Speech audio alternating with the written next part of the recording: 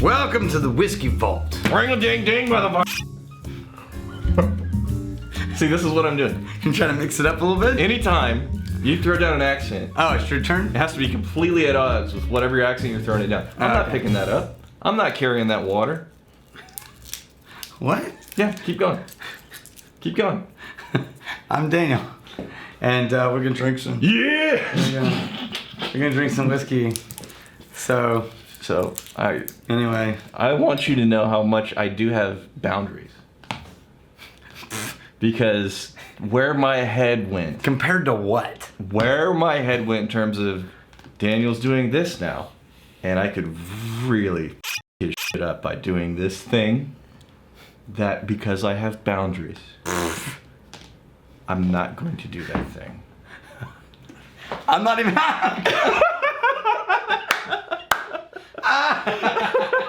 I'm glad my eyes were closed. Oh. Stretched out my shirt, yeah. Oh. It got on my teeth. Oh, God. Ardbeg. So here's the thing. Mm-hmm. Nathan Huey Yes. went from never heard of him Yeah. to patron saint in one shipment. Nathan Huey. You patron saint of whiskey.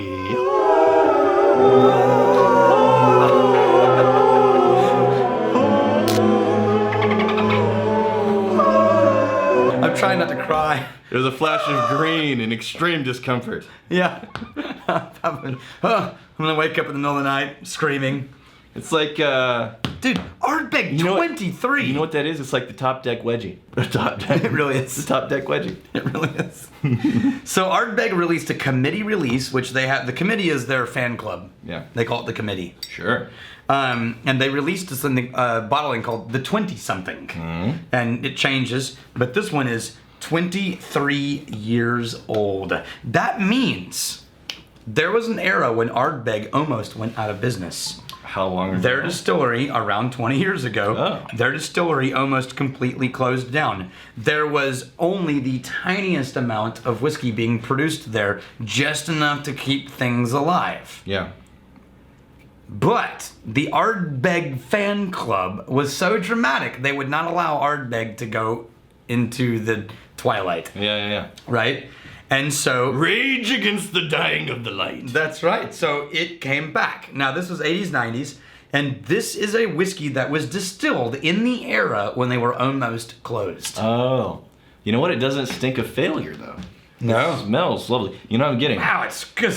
This goes beyond the pale of brisket and into... Stinky cheese. Yes. This is Antonelli's Cheese Shop. Yes. I feel like I just walked right into the cheese shop. This is not smoked meats. This is going beyond, because it's progression. You get like the little bit of the earthiness, and then you get the meaty and the cream. Yeah. When you're doing peat, you get a little of the peat, the brine, the earthiness. Then you get some meatiness. Then you get some cheese. Goat cheese. Not just any cheese. Goat cheese? So on Friday, Hope, whose family owns Pure Luck Farms down here in Dripping. Okay. It's a goat farm that is, they also milk the goats and they make cheese, goat cheese on their farm. Yeah. Right? And we tried 4 different goat cheeses. Now, I'm not normally a goat cheese fan, but these were really good. And it is reminding me right now of everything I'm smelling in this glass. Goat cheese. Okay. For those people that don't like goat cheese. Now, this is bourbon and Oloroso sherry casks. Change your mind because it smells amazing. Yeah, you may want to move on, though. This is, I mean, the nose on this is not subtle. It is... It's enveloping and jumps out of the overwhelming. glass. Yeah, jumps out of the glass. You ever cooked Brussels sprouts at home? Yeah, like once or twice. One of the things that you'll notice is if you're not there when they're being cooked and then you get home, you walk through the door and your first thought is, oh, who made Brussels sprouts? Right. Because the whole house smells like funky Brussels sprouts. Yeah. This is that kind of smell. It's overwhelming. It is, but the more you keep going back to it, you're acclimating to the funky cheese note first, and then you're starting to find all the things underneath that. I'm getting like almost an apple. But what kind of apple, though? No. Not bourbon, because we said apple. No. Go with That's bourbon. like a sweet red apple. So you mean like the green sour apples? Yeah, like a green sour apple, and See, I'm not getting that at The all. brine, like the sour apple brine on the nose. See, I'm having vague memories of that chocolate episode we did with all the weird dark chocolates. Mm-hmm. Man, I'm really avoiding taking a sip because I feel like once I take a sip, the nose is gonna vanish. The nose will absolutely vanish. It'll be all on the tongue. So no, again, it's dude. I keep having this flash of like a Mott's apple juice, and I know that's not made out of green apple, but that kind of been sitting in a box. Yeah, a little bit of that metallic note to the apple. I get the metallic note. Yeah. Now, Mickey Heads is the distillery manager and the chairman of the Ardbeg committee. How's that for a kick-ass name? Mm-hmm. Mickey Heads. Sounds like an English gangster. Yeah.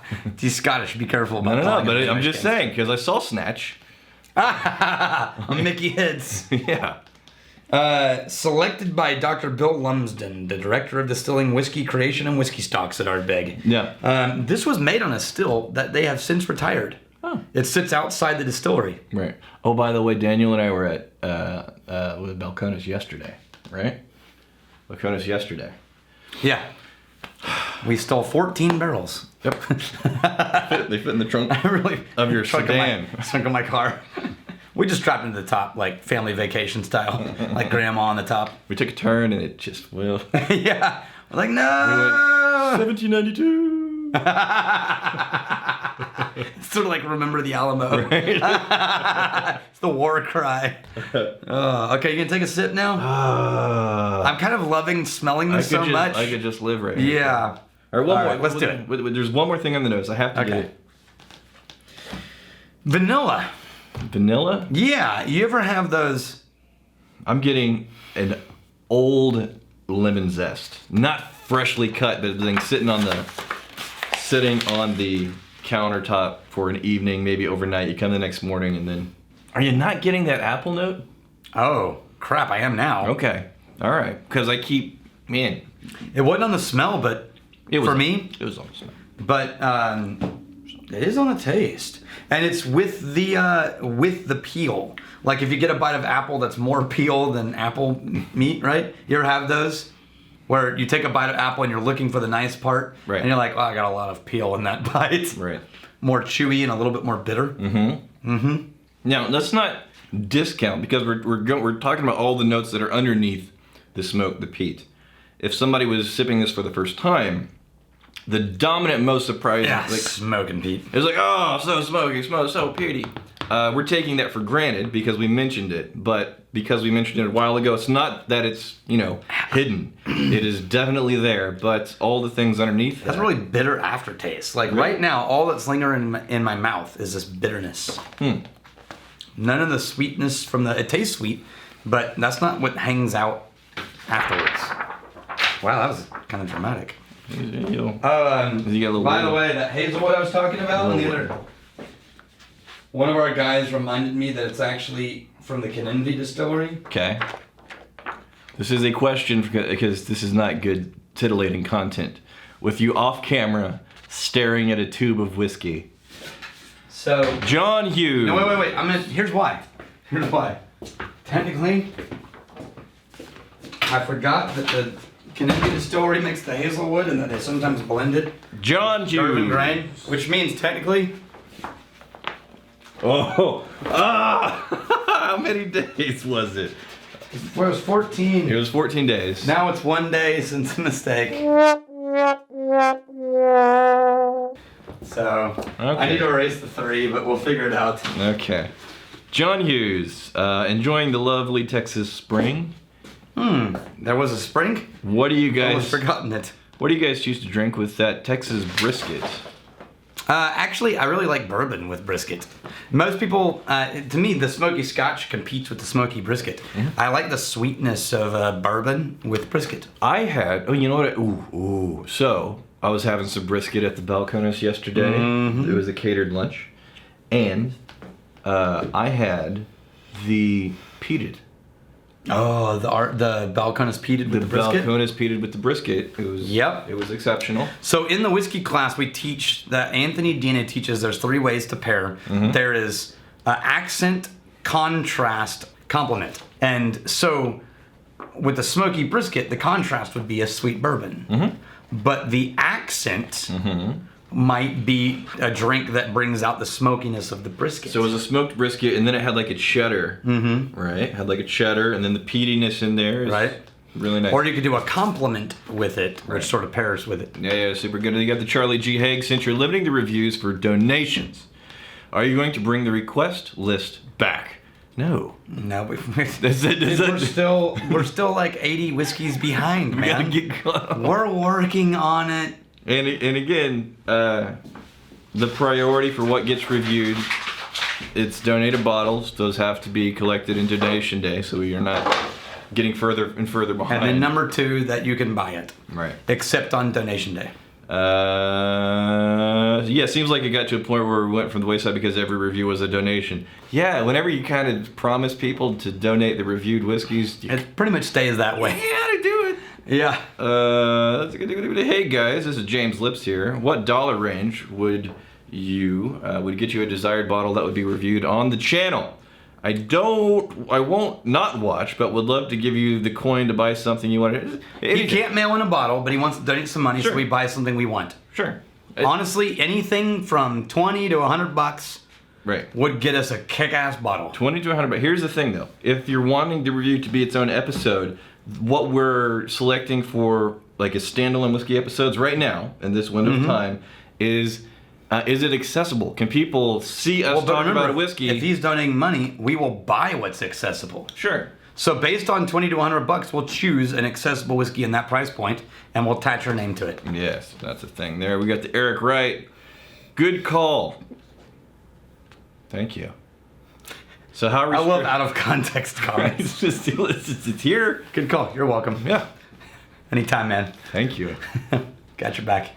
So how restrictive is buying alcohol online? In the States? It's so restrictive. It's kind of a thing. It's so frustrating. It's really a thing. It's so frustrating. Because there's other countries it's essentially that do this and they're fine. Yes. It's fine. They figure out the safeguards that need to be in place. When it comes to alcohol, we're essentially like 40 countries trying to do trade together. Right. That's basically what it is. When it comes to commerce and vice laws, all the states do whatever the hell they want. And none of them agree with each other, and you end up with a lot of conflicting So let's get back into the taste. Man, the taste... Did that cheese go away? It did. On the taste. Really? Not for me. For me, absolutely. The more I even smelled it, the cheese was going away. On the nose, that funky cheese, I went back and then I started finding all the things underneath it. Now, I'm still getting like this, dominant smoky peatiness, but it's more of like a savory brine than it is a funky cheese right now. It's no longer funky cheese. I will say I agree that I'm getting more of the brine in the nose than I was originally, but I'm still getting that funky cheese. And underneath this, what is the proof on this? Because this is 46.3. Yeah. Surprisingly, there's no sharp edges. That's something that'll come from age, but as complex as it is, you do have a lot of different notes going on. Yep. The brine, and what is I'm getting the apple on the taste. You're getting the apple on the taste. The smoky peat. And I feel like there's some weird thing. Yeah, I keep trying to find it. So there is this weird X factor. Right. That since we started this video, I've been trying to pinpoint it. Yes. And I can't. We're not stopping. That's why he's talking and I'm still going. I can't figure it out. We're not stopping this video until we put a pin in what this last thing is here. Gingerbread. Gingerbread? It's gingerbread. Gingerbread? Yes. It's gingerbread. Like really gingery gingerbread? Yes. Not a little hint, but... No. Really gingery ginger. Like ginger snaps. It's gingerbread. Because I was looking for a bready, cakey note I find in there. Not super sweet, though. No. Not a lot of sugar in it. No, more ginger. More ginger. More ginger. It's gingerbread.